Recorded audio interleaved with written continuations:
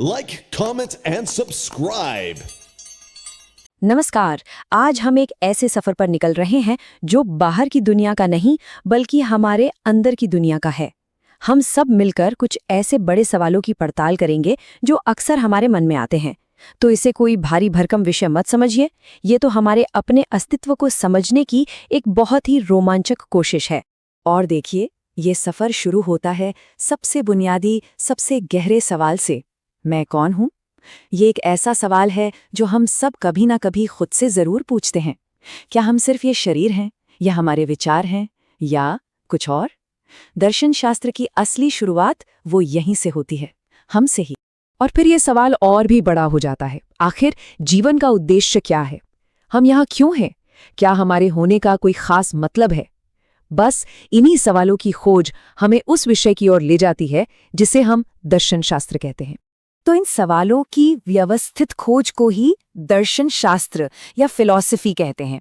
और इसका जो मूल अर्थ है ना, वो बहुत ही खूबसूरत है।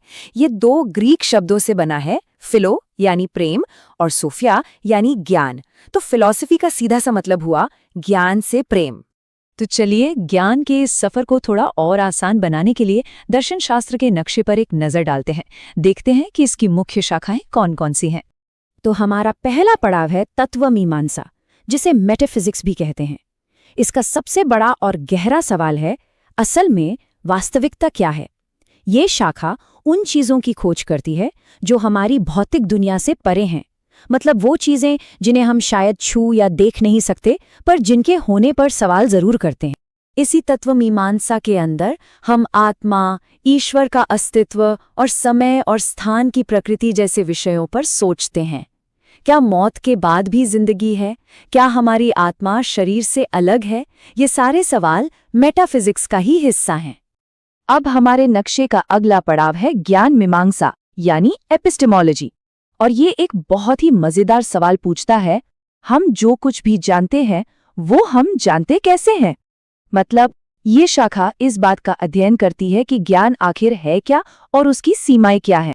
जरा सोचिए, हम जो जानते हैं वो कितना सच है? क्या हम अपनी आंखों और कानों पर हमेशा भरोसा कर सकते हैं? एक सपने में और असलियत में हम फर्क कैसे करते हैं? ज्ञान मीमांसा हमें अपने ही ज्ञान पर सवाल उठाना सिखाती है।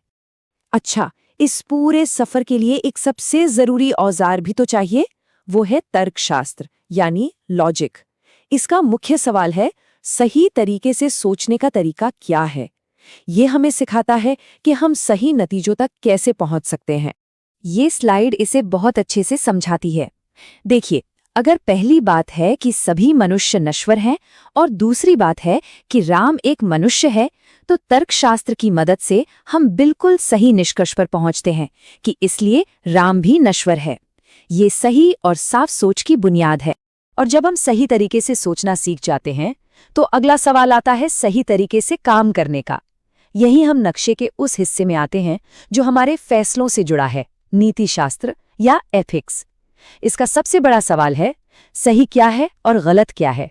यह शाखा हमें नैतिक मूल्यों के बारे में सोचने का एक ढांचा देती है। क्या झूठ बोलना कभी सही हो सकता है? एक अच्छा जीवन जीने के लिए आखिर हमें करना क्या चाहिए? नीति शास्त्र पूरी तरह से हमारे कर्मों और नैतिकता पर केंद्रित है। देखिए, हमारे जीवन में सिर्फ तर्क और नैतिकता ही नहीं, सुंदरता भी तो बहुत मायने रखती है। और यही हमारे नक्शे का आखिरी बड़ा क्षेत्र है, सौंदर्य शास्त्र यानी एस्थेटिक्स। ये कला और सुंदरता का अध्ययन है और इसका मुख्य सवाल है, सुंदरता क्या है? कोई पेंटिंग या संगीत हमें इतना अच्छा क्यों लगता है? क्या सुंदरता का कोई एक ही पैमाना है या ये हर किसी के लिए अलग-अलग होती है? सौंदर्य शास्त्र हमें ये समझने में मदद करता है कि हम कला और प्रकृति से इतना गहरा जुड़ाव महसूस क्यों करते हैं।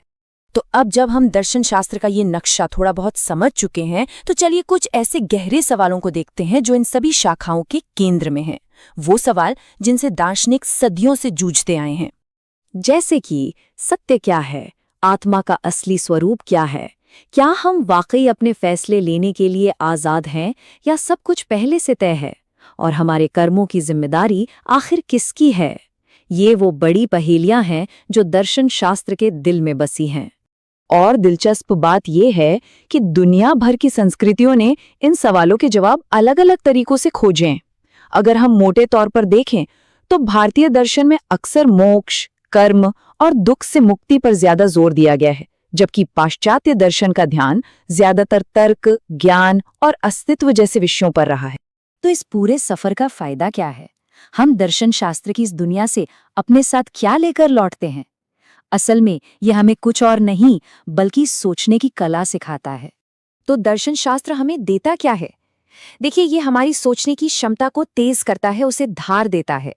ये हमें सही गलत में फर्क करना सिखाता है, जीवन को गहराई से समझने में मदद करता है, हमें अंधविश्वास से बचाता है और हमारे फैसले लेने की शक्ति को बेहतर बनाता है। तो अंत में ये बात बिल्कुल साफ है कि दर्शन शास्त्र सिर्फ किताबों में पढ़ा जाने वाला कोई विषय नहीं, बल्कि ये असल में जीने की एक कला है। ये हमें सवाल पूछना सिखाता है, गहराई से सोचना सिखाता है और एक बेहतर इंसान बनना सिखाता है। और सच कहूं तो यही इस सफर का असली खजाना है।